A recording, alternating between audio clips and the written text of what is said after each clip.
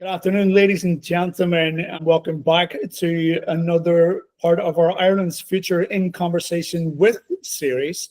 And it gives me great pleasure to welcome our next guest. Our next guest was former leader of the Ulster Unionist Party, current MLA for Upper Ban in Northern Ireland, and has spent over 30 years in the British Army, and I believe is still a major in the reserves. And it gives me great pleasure to welcome from the Ulster Unionist Party in Northern Ireland, Mr. Doug Beattie. Wonderful to be here, and it's wonderful to reach out to Dubai and our pre-discussion that we had previous. I think you made a very valid point that sometimes we forget about that diaspora that's in places like Dubai or further afield. So it's nice to link up. Doug, thank you very much again, and I'll keep reiterating this throughout the conversation for doing this. Well, I've sent you a few questions, and I'll get into it, so not to keep you any longer than I've already taken up your time chatting about home and travel. But here's the first sort of question we'll start at. How do you envision the role of unionism in shaping Ireland's future, particularly as discussions around Irish unity continue to gain momentum? Well, here's the most important thing, and there's no point me lying and saying things to be popular. I think sometimes it's really important to be direct. For those people who want to see a united Ireland, Irish unity, that is a fair aspiration, and I have to respect that absolutely fair aspiration, and that needs to be done peacefully, and that needs to be done through engagement. But I'm a unionist, and I believe that Northern Ireland is better placed as part of the United Kingdom. And I will openly make my case. And I think it's a fair aspiration for me to say that I want this as my aspiration for the future, and that is Northern Ireland to stay part of the United Kingdom. So there we have two groups of people on this island of Ireland who want very different things for that. For this island of Ireland, and that debate, I think, will go on over many years, I suppose. But for me as a unionist, and look, I'm an whole UK unionist. I believe in the union, not just Northern Ireland as a unionist, but as a union with England, Scotland, and Wales. And having lived in England, Scotland, and Wales, when I lived in England, where I felt at home in England, I also felt uniquely Irish. When I lived in Scotland, I felt uniquely Irish. When I lived in Wales, I felt uniquely Irish, but I also felt at home. And when I live in Northern Ireland, clearly I feel at home. And for those who live in Ireland, in the Republic of Ireland, I get challenged an awful lot on this, by the way, because I call Ireland Ireland and not the Republic of Ireland, and people say, well, you shouldn't do that. So if I flip-flop back a bit, please forgive me. But for me as a unionist, it's really important that I build a positive relationship with all of those people who live in Ireland, and those people who feel they want a united Ireland, and live in Northern Ireland. So as a unionist, it's about positivity with me and respect and understanding difference.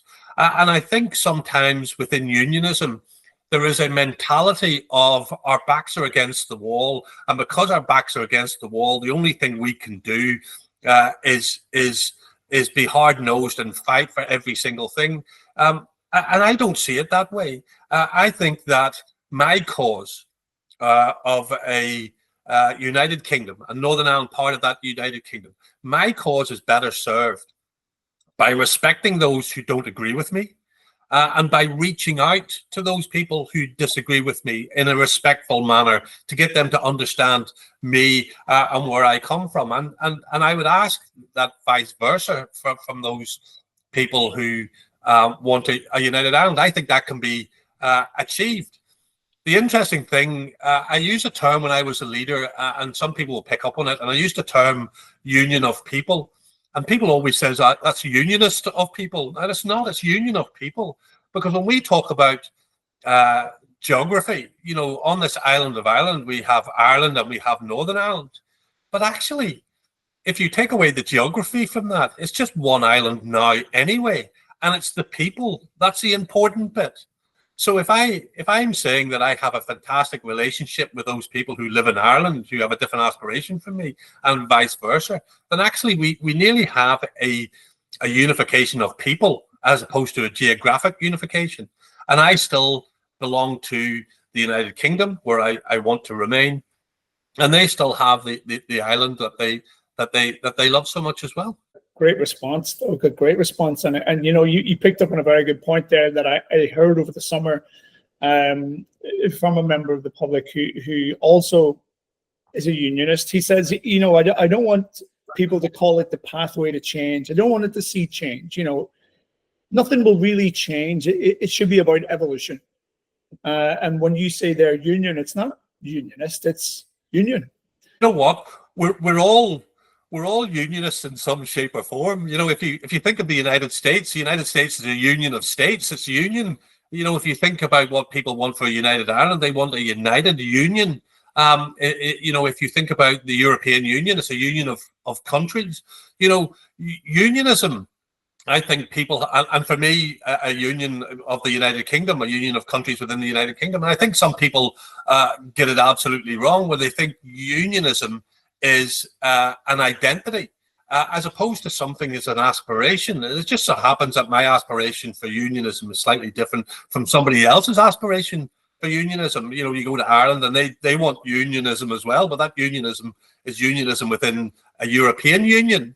Yeah. You know, so I think some people get lost with that term unionism. They look at it in a very negative way.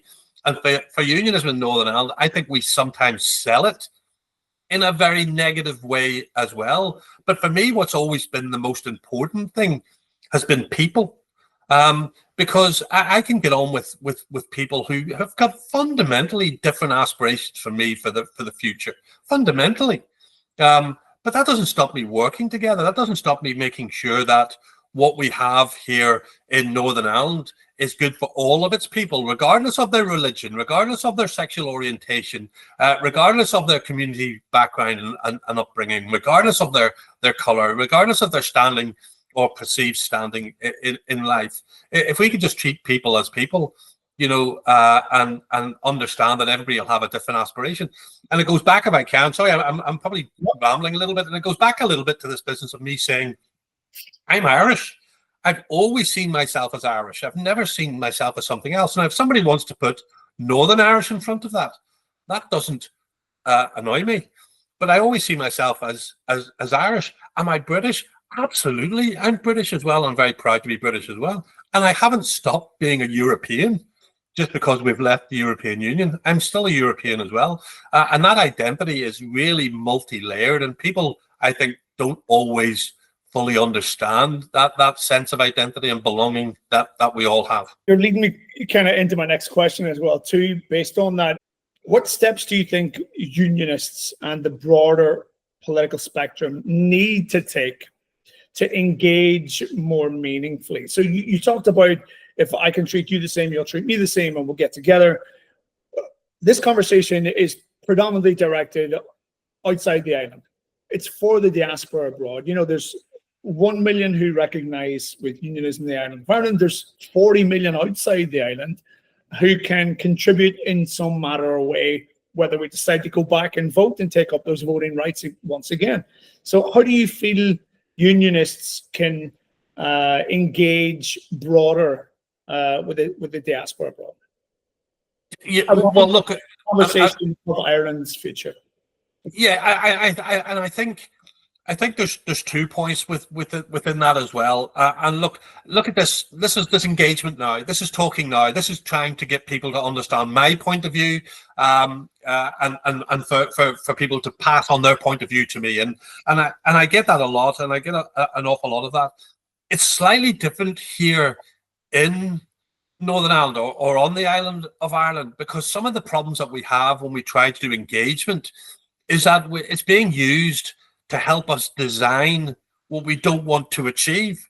So a lot of unionists have literally says, look, I'm not going to engage because it's not reasonable to engage if you're going to use my conversation to help you design something I don't want to achieve. And for me, as a unionist, as an Irish unionist, who wants to stay part of the United, who wants to stay part of the United Kingdom. There's no tick box for me. There's no tick box where somebody says, well, if we change the constitution, if we change the flag, if we change the anthem, if we change, it doesn't matter how many tick boxes they are. That wouldn't work for me because I'm not an economic unionist. Culturally, I'm aligned to where we are. So there's no tick box for me. So it becomes really difficult to have conversations here with people who want you to come and talk about something that I don't want to design for them. So unfortunately, we have that real problem where, people like myself and unionists in general, certainly mainstream political unionism, just doesn't really engage at that level. And if you look at some of the events which is talking about a united Ireland, they're just talking about this is what we're going to do and this is how we're going to achieve it. But they know full rightly that they're not going to be able to do that without unionism being bought into it, and unionism won't get bought into it to help design it. So we have a really difficult issue in order to sell it. Now, this conversation we're having, I think, is great because nobody is saying to me, or maybe you will later on, and I'll give you a very direct answer, but nobody is saying to me, dude, what do I have to do to make you want to have a united Ireland? There's no point asking me that question because there's nothing that you can do, because I genuinely believe in the union that I'm already part of. But that doesn't stop us discussing it. And it takes me back, if I can, to this business about people and that union of people and how we can all respect each other and make sure the island works for us all, regardless of the makeup of that island at this moment in time. So there's a difficulty here that and we're talking about the two groups. The first is the difficulty is, well, talking to the diaspora that I'm talking to now, talking to you and to those people who you are with, and just trying to get them to understand my point of view. But the biggest problem is back here on the island, where people are actually asking you questions to help them design something you don't want to achieve. So it's quite difficult. Yeah, I think you're 100% spot on there. On, if people don't want to be converted, they don't want to be converted. They are strong in their beliefs, and you obviously want to remain part of the union and part of the UK. I, on the other hand, want to grow up and someday hopefully see a united Ireland. But we have to have that conversation. You have to put your side across to a wider spectrum where people can hear why the benefits of it are valid, and then people have to make their own minds. But we can't let people make up their own minds unless we have people like yourself have a conversation about it. Yeah, and you're absolutely right. And this whole head and heart thing comes into play. And for me, as a unionist, that there is an awful lot of heart to this. And I know for many who want a united Ireland, there's an awful lot of heart to this. And the head comes into play as well. And the head comes into play when people say, well, look at the economics of it. Ireland's doing so well economically. Why would you not want to have unification and share in what's happening in Ireland? With the really boom years, but I remind them all that not all years are boom years. Ireland went through a pretty torrid time, and I guarantee you we will all go through a torrid time in the future as well. But once we have, or once there is a united Ireland, for me as a unionist, there's no going back. There's no clause in the Belfast Agreement which says, buyer's regret. You can go back again, sort of 6 months later or 2 years later. There's not. So for me, the decision on this is final. And therefore, when people say, "Well, economically, you're better off in Ireland," today they're probably absolutely right. And I'm not sure that they are, but today they could be absolutely right. But that doesn't mean that'll be the case in 5 or 10 years' time in an ever-changing world. So the head and the heart is really difficult. And I think, in truth, that the vast majority of this conversation that we have is based around the heart. And that is our sense of who we are and where we belong. And I think that's the biggest draw for most of us. moving into more engagement from unionism, you said earlier that, unionists may feel as if their back's up against the wall, and that obviously will engage in a response. But if nobody's willing to have a conversation about it, then surely it's one-sided to be convinced as opposed to challenging. So what are the key challenges facing unionism and building relationships with communities in Northern Ireland or the south of Ireland who support a united Ireland, both at home and abroad? Yeah, I mean, it's a really interesting question. And people say, well, why do unionists sometimes feel that their back's against the wall? What has happened that makes them feel like this?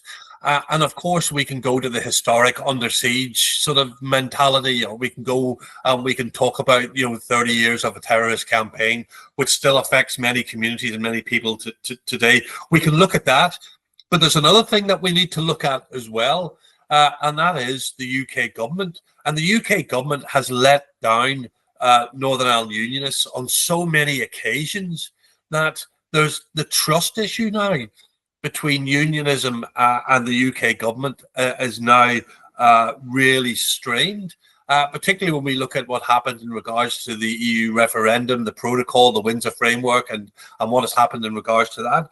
Unionists feel like they have been let down. So when their backs are against the wall, their backs are against the wall, not just against those who want a united Ireland on the island of Ireland and further afield, but their backs are against the wall with a UK government which they feel don't understand them and aren't willing to fight enough for them to be part of the United Kingdom.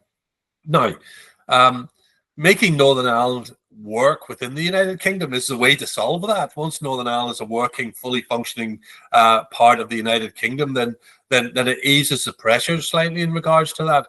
But that's the reason why many unionists feel that their backs are against the wall, not just because of those who want a united Ireland, Irish nationalism and republicanism, but also because of a UK government who haven't shown that commitment to Northern Ireland recently that we would expect. But the problem that you're talking about is, how do we improve the engagement piece? Correct. Well, we can improve the engagement piece by having conversations which are not about somebody saying, I want a united Ireland, this is how I'm going to achieve it, why won't you join me? Because that doesn't really work, because that then goes back into what I was saying earlier. Why won't you join me? Well, I'm not going to join you because I'm not going to stand up for that national anthem. Oh, we'll change the national anthem. Oh, well, I'm not going to stand up for that flag. Oh, well, we'll change the flag. The problem we have with some of the conversations that we've got at this moment in time is they're all about design. How do we design a united Ireland? And the way to design a united Ireland, we go out to unions and say, well, what do you need for us to have, for us to make this work? And then unionists are saying, well, actually, I don't want it. So I don't want anything. There's no box I want to tick that makes me want to have that. So it becomes really difficult. That doesn't say we don't have conversations about it. I have conversations. I've spoken to other platforms about this on many occasions as well. And we have conversations within the executive and within the assembly and in various different meetings. So the conversations are there. And I think those who want a united Ireland shouldn't be fixated on saying, well, unionists have to engage with us. Well, others have to engage with me in regards to improving the United Kingdom, making it better, making them want to come to us. No, they don't. That's unreasonable. So I'm not sure. I'm not sure that's going to change. I think what will change is that individual unionists will stand up and talk about their fears, their concerns, and their aspirations. But I don't think mainstream unionism is going to engage in this, if I'm really honest with you, other than doing what I'm doing now. From what you would believe, at least coming from the diaspora side, so far away from home, and what we're led to believe, especially as an election comes up on the 29th, from everyone's manifesto, is that the conversation about a united Ireland or a new Ireland is on everyone's manifesto. And if a percentage, would it be a large percentage of unionists from Northern Ireland aren't willing to engage in that conversation, does that mean that they get left out? Does that mean that if they're not willing to engage in a conversation and bring their voice forward to a potential constitutional change or border poll or referendum, do they just get completely avoided, and whatever's set in front of them, they then have to deal with? Well, I don't think they are being left out. I think it's quite the opposite, actually. I think, you know, the reality is what happens on the 29th, and of course every party has to have something about a united Ireland in their manifesto. Of course they do. And actually, you know, when I look at Sinn Féin, you know, every 3 months Sinn Féin will raise the issue of a border poll. Every 3 months, without fail, you can set your clock by it. 3 months they'll raise the issue of a border poll, and unionists will react to that, and it will keep it current. And then people forget about it, and 3 months later they will do it again. But it hasn't moved anything forward. You know, from 1998 to where we are now, certainly in Northern Ireland, the percentages haven't changed in favour of Sinn Féin or a united Ireland to any huge extent. But that's not to say the conversations aren't happening. The conversations are happening in Ireland. They will happen around this election. Those conversations happen in Northern Ireland. They happen around an election. But those conversations also happen inter-community. So if you look at the unionist community are talking about how do we improve Northern Ireland's place within the United Kingdom for the benefit of all of its people. They are doing that already. And of course, nationalists are talking about how do we set the path for a united Ireland. These conversations are happening. I guess the point that you're making is, you know, if we go so far down the road that actually, you know, a referendum on a united Ireland is going to take place, you know, well then the conversation it completely changes. And if you look to see what happened in Scotland, for example, you know, you had an awful lot of build-up, and then you had the referendum, and then and when the referendum started, which I think it was 18 months long run-up to it, that's when the engagement piece suddenly happens. And all the work that happened previously then comes to the fore. So unionists then stand up and say, this is why we should stay where we are. And nationalists do likewise. So I don't think, in truth, anybody's being left out. I think, and I'm not being pointed in this, I sometimes think that nationalists think we are being left out. We know we're going to decide what's going to happen in the future. And if you unionists don't join us in talking about this, you're going to be left behind. That's not going to be the case, because there will be a referendum. We will vote. The people will decide which direction that we are going. That's not being left out. And if there is going to be a united Ireland, and I'm going to be really honest, and I don't think it will be in my lifetime, but if there is going to be a united Ireland, you can't suddenly then just ignore those people who didn't want it. You know, you can't suddenly say to 1 million, and I'm using that rough term number, 1 million unionists, yeah, you didn't engage, so we're not going to bother with you. It just won't. It won't work. So I think the engagements are happening more than people realise. 100% accurate in that. I know that Ireland's Future, there's a new Ireland Commission from the SDLP colonies we just put out there, I think it was yesterday or today.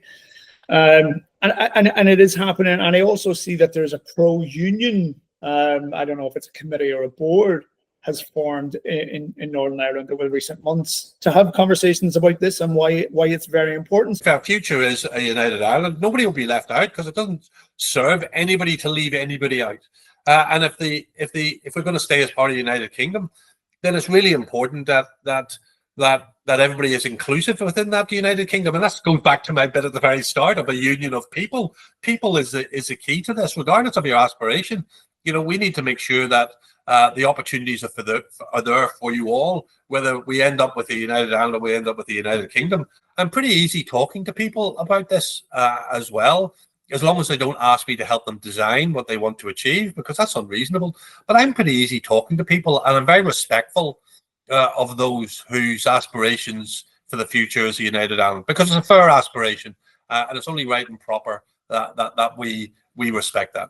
Obviously, I spoke earlier in this conversation that the people from North and South, or at least from the island of Ireland here, don't really get a lot of engagement from the island. I was having a conversation, I think it was with Colony, so that, we've had Micheál Martin, Simon Coveney, and Leo Varadkar come here, all around the COP28 when it was based in Dubai, but very little outside of that, and nothing from anyone from either Northern Ireland or the North of Ireland, depending on how they verbalise that. How can the Irish diaspora contribute to maintaining cultural nuances and political ties? That's a fantastic question. So I'm going to be really honest with you. Until you reached out to me, I didn't know you existed as a group. Didn't know. It's a simple fact. But you reached out to me, and fair play to you. And look, I'm here now, and I'm talking. I'm trying to reach back out again.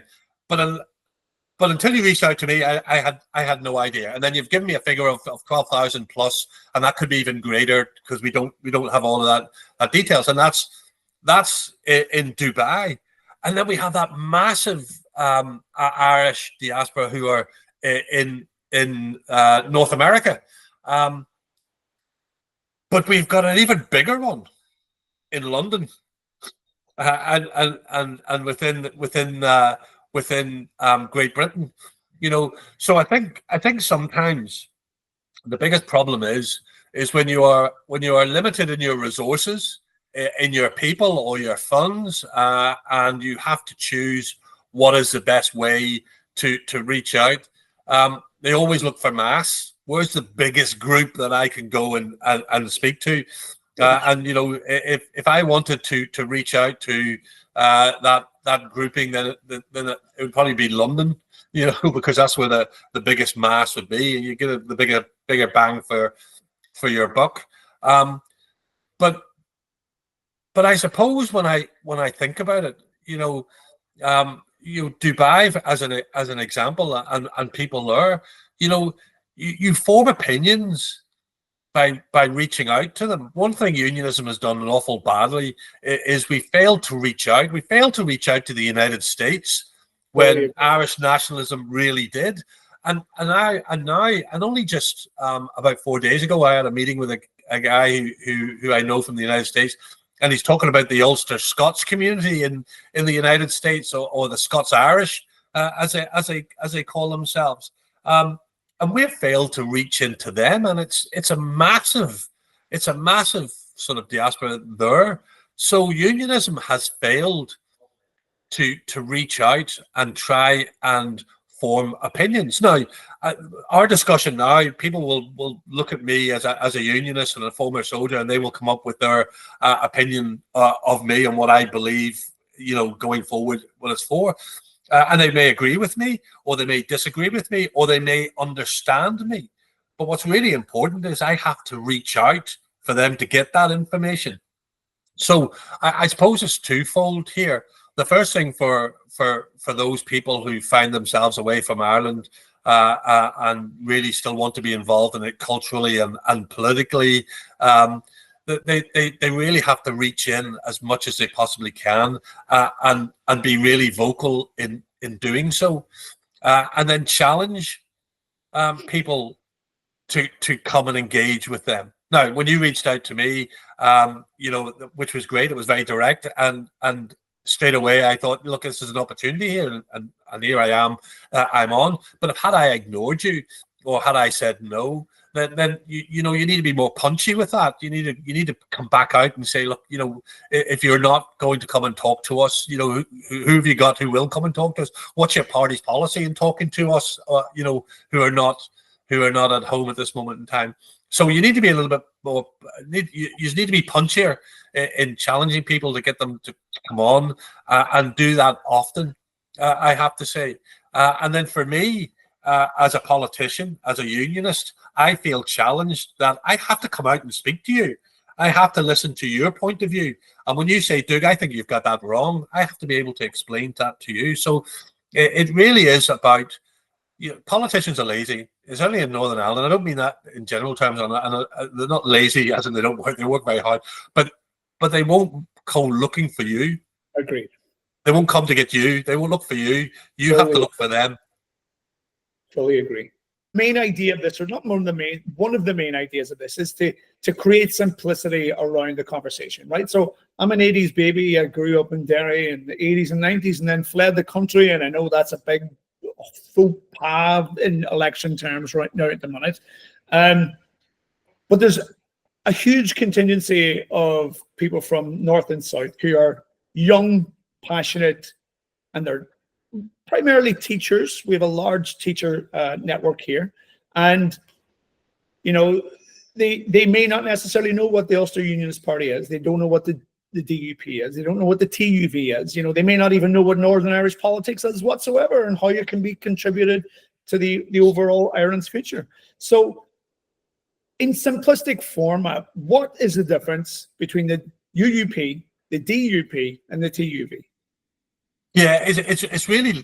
I mean, this is probably the hardest thing to try and explain to people. I mean, we're a party of policies. We are a moderate unionist party. We're centre, maybe centre right. We're quite a broad church, which makes life slightly more difficult. We are slightly more moderate. You could say liberal in regards to social issues. And in saying that, that's not to say we don't have a very strong conservative wing on social issues. But we're far more moderate. We are a party who looks beyond the immediate to see where we're going. So if you look at 1998 and the Belfast Good Friday Agreement, then look, we're the co-designers of that. The David Trimble's of the world. And they saw that unless we come up with a system of working together with our neighbours, our nationalist neighbours, Republican neighbours, and the Irish Republic, we're never going to have peace and stability on this island. So we're a party who can understand that. And if you look at the Brexit referendum, we're the party who says Brexit will be a bad idea. It'll be a bad idea for Northern Ireland. It'll be a bad idea for the United Kingdom. So we're a party who looks to the future, but more importantly, we're a party who tries to reach out to all corners of our society, and be respectful to all corners of our society. In truth, so we're very different. When you look at the DUP, the DUP are based around protest. They are a protest party. So we're a party of policies.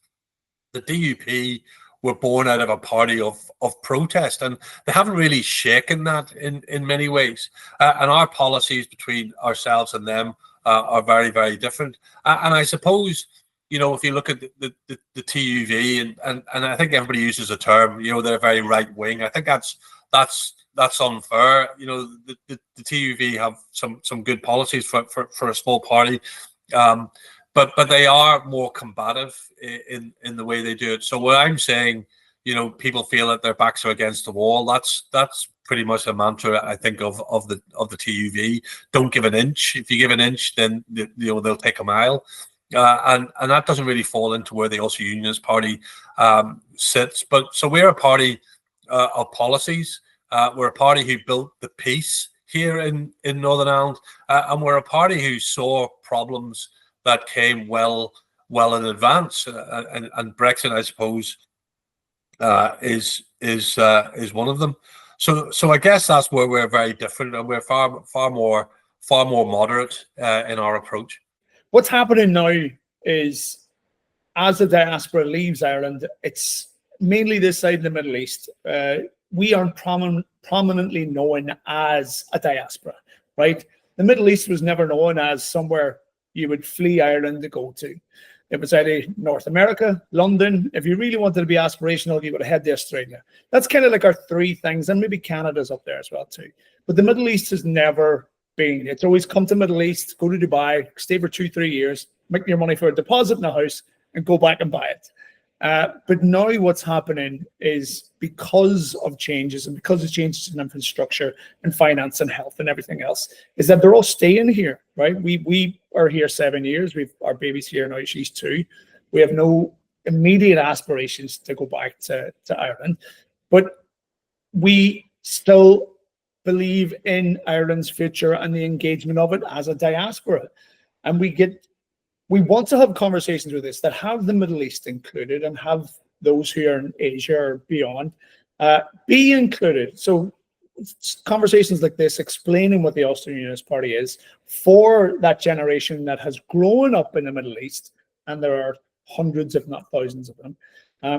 Things like this are great. So I appreciate that answer. And it's really interesting that you say this as well, because having somebody who has traveled the world and lived away from my home for many years, that real draw and that sense of I still belong there, is really important. And wanting to understand what's happening is really important as well. I've been in the Middle East many times, but not in a good way, I have to say. I kind of get the point that you make, and nobody really looks towards the Middle East to say, here's an Irish diaspora which is sitting there in the Middle East who are really interested in what's going into Northern Ireland. And again, as I say to you, until you reached out to me, I didn't know it was a thing, and now I do.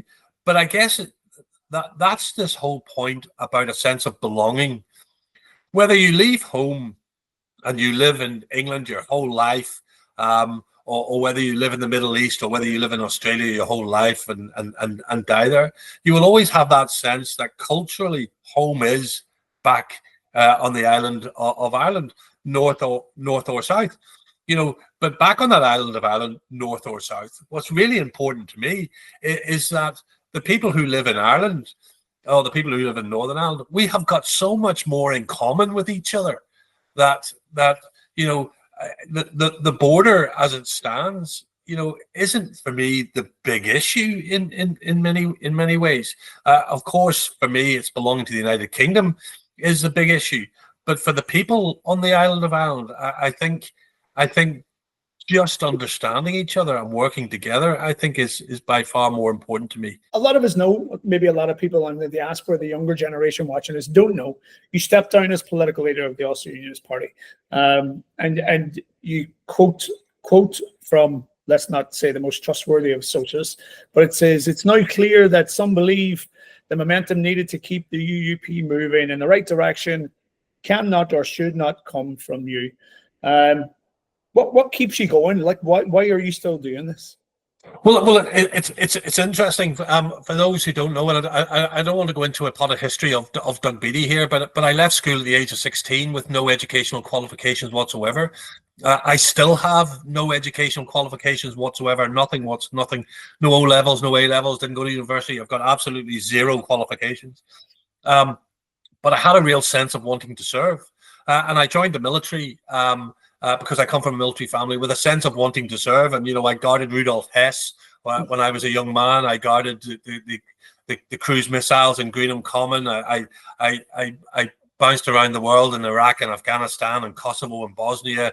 I was there for the signing of the Dayton Agreement in Bosnia. I was there for the opening of the Stary Most Bridge in Mostar in 2004. I had this real sense of I wanted to serve within the military, and not in that negative way that people always think about the military and the negative sides of the military, but a sense of wanting to serve the whole of the United Kingdom, but further afield, I suppose. But I got older, and you will understand where I'm coming from. I need glasses. You can't see me now, but I have a bit of a pot belly. My knees aren't the best as they should be. So my sense of being able to serve within the military started to wane as I got older, but my feeling of wanting to serve people never changed. And that's what led me into politics.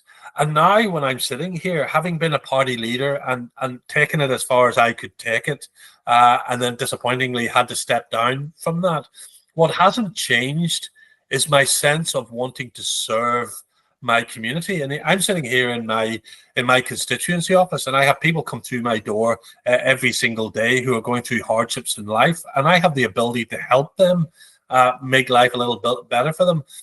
So that drives me. And sometimes I fail. Sometimes I can't improve their life, and that sends me in a different direction to try and help in a wider sense.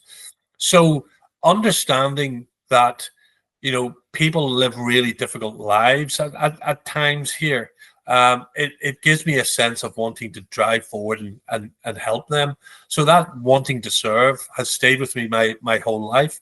And as I sit here now talking to you, still with no educational qualifications, I still have that sense that there are people out there who I can help, and that's what drives me on a day-to-day basis. Do you ever have a sense of feeling of imposter syndrome? Of what? Sorry, imposter syndrome. Yeah. Look, I felt that. I felt that often. I felt that growing up. I felt that within the military. When I left the military, to spend a bit of time as an author. I wrote 3 books and had them published. I felt a bit of an imposter as I was writing books, and sort of who would want to read my books, and I felt the same when I got into politics. And I look at that, and people say to me, "God, Doug, you've no education whatsoever. How good do you think you are?" And then I became the leader of the Ulster Unionist Party, and as I tried to drive things in a particular direction, as I came up against brick walls, I felt that actually the failing was my failing, and nobody else's. So there's always been a sense of an imposter syndrome. I don't think that'll ever leave me, to be perfectly honest. And knockbacks in my life, where I've gone looking for jobs, and people says, well, write down your educational qualifications, and I leave a blank page and then hand it in, and they just sort of discard me quite quickly because of that. So I've had that my whole life. I don't think that'll ever leave me. But I'm also very fortunate as well, as somebody who's met kings and queens, presidents and prime ministers. I've been very lucky in my life as well. So I'm very mindful of that I've had opportunities that many other people haven't had. But I sense that sense of imposter syndrome, or that sense of just not being good enough, I don't think that's ever going to leave me. And I think there'll be some people who will understand that, because they carry that same sense within themselves. Very, very, very interesting. I'm sure we've probably learned something there that we never knew about yourself. Well, there you go. A lot of stuff we haven't mentioned. Is there anything that we either don't know about you, or something that you might be working on now? No, look, I'll be honest. Having stepped down as the party leader, I've not stepped out of it, but I've just stepped back to slow my pace a little bit. One thing you realize when you're the party leader, you don't realize how fast you are moving, and how busy you are, until you stop doing it, and you suddenly go, "Goodness me, what's happened?" And it's not just about being at every hedge in the hole, a hole in the hedge for a meeting. But sometimes it's just you're always thinking about things, and I suddenly found that had reduced so quickly. So I kind of took a step back to recalibrate myself, to look to see what we really should be focusing on. And I spoke about all of this, and we didn't really get a chance to talk about this. But one of the best things when we talk about trying to make life better for people here in Northern Ireland is by improving our economy.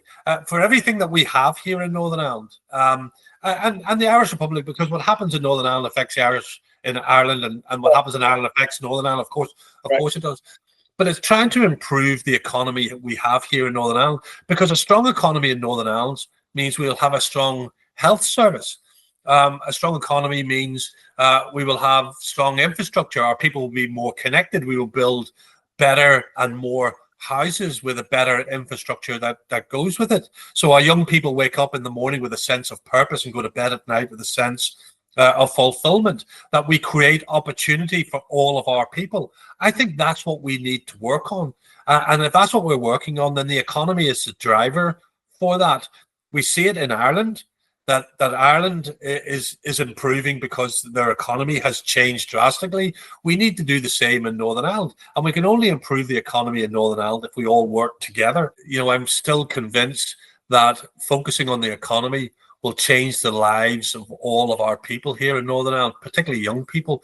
And an interesting thing I would say about young people, and people say, we need to stop our young people hemorrhaging Northern Ireland and going elsewhere. I have a slightly different view on that. It's not about stopping them going elsewhere, because I think sometimes it's good for our young people to say, I'm going to go to Dubai, I'm going to learn different cultures, I'm going to learn different jobs, I'm going to meet different people.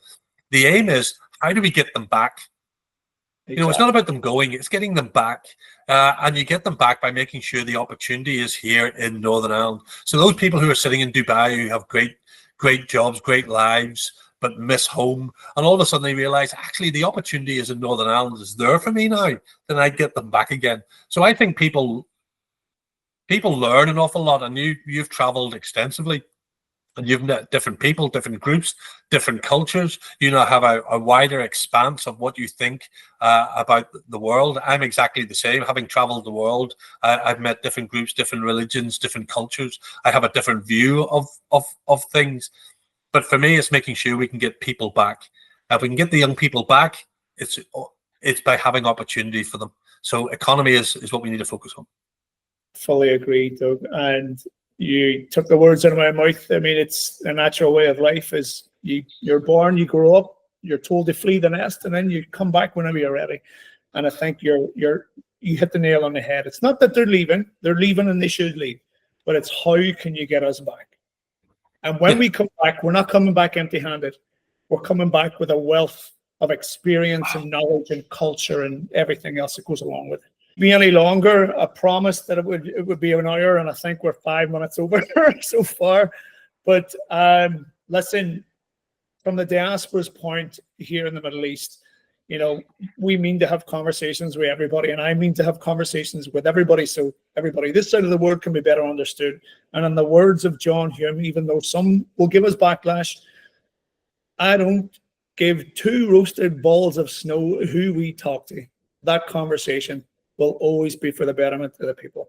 So, Mr. Beattie, thank you so much for your time. And can I just thank you for a really interesting conversation. I think respectful. I think it's important that we have these conversations like this, and I thoroughly enjoyed it. So enjoy your 30 degrees over there while I zip up my jumper as I sit at about 3 degrees. So look, all the best to you, and all the best to all of those people who are out there who you link in with. I hope everything's great for you in the Christmas and the New Year. Doug, thanks for engaging with the Dubai Society and the Irish abroad.